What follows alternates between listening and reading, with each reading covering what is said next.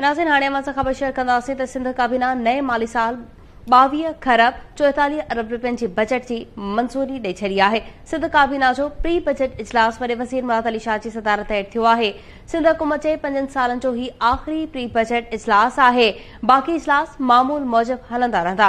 वॾे वज़ीर जो चवणु आहे त असांजी काबीना चेयरमैन बिलावल भुट्टो ज़रदारी जी रहनुमाईअ में अवाम जी बहितर ख़िदमत कई।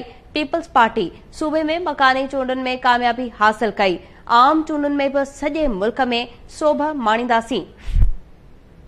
अवां खे अपडेट कयो पिया सिंध काबीना नए माली साल 2023 ऐं 24 जी 22 खरब 44 अरब रुपयनि जी पोस्ट बजट जी मंज़ूरी ॾेई छॾी आहे।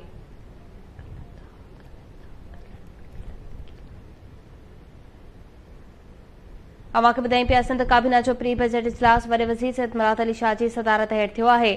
सिंध हुकूमत जे 5 सालनि जो ही आख़िरी प्री बजट इजलास आहे। बाक़ी इजलास मामूल मूजिब हलंदा रहंदा। अवां खे ॿुधायूं पिया मुराद अली शाह जो चवणु आहे त असांजे काबीना चेयरमैन बिलावल भुट्टो ज़रदारी जी रहनुमाईअ में अवाम जी बहितर ख़िदमत कई। पीपल्स पार्टी सूबे में मकानी चूंडुनि ऐं कामयाबी हासिल कई आहे। आम चूंडुनि में भी सॼे मुल्क में सोभ माणींदासीं।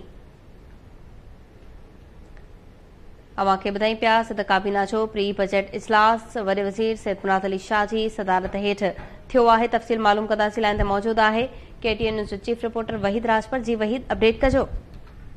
जी सिंध काबीना जो प्री बजट इजलास जेको आहे उहो वॾे वज़ीर सैयद मुराद अली शाह जी ज़ेर सदारत वज़ीर हाउस में उहो हिन वक़्तु ख़तमु थी चुको आहे, जंहिंमें सिंध काबीना जे तरफ़ां जेकी बजट अॼु 3 वॻे मंझंदि जो पेश कई वेंदी उनजी मंज़ूरी ॾिनी वई आहे।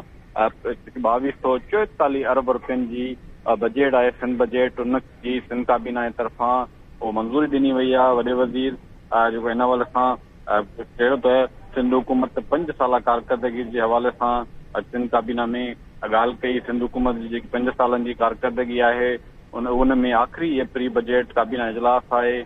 बाक़ी काबीना इजलास जेके आहिनि उहे मामूल मुताबिक़ थींदा रहंदा। वॾे वज़ीर इहो चयो त असांजी काबीना चेयरमैन बिलावल भुट्टो ज़रदारी जी जेकी रहनुमाई में अवाम जी बहितर ख़िदमत कई। असांजी हुकूमत जी कामयाबी जो मज़र जेको आहे उहो मकानी जेकी चूंडूं थियूं उनजो मिसाल आहे। पीपल्स पार्टी जे तरफ़ां सिंध जे हर ज़िले में मकानी चूंडुनि में कामयाबी हासिल कई आहे।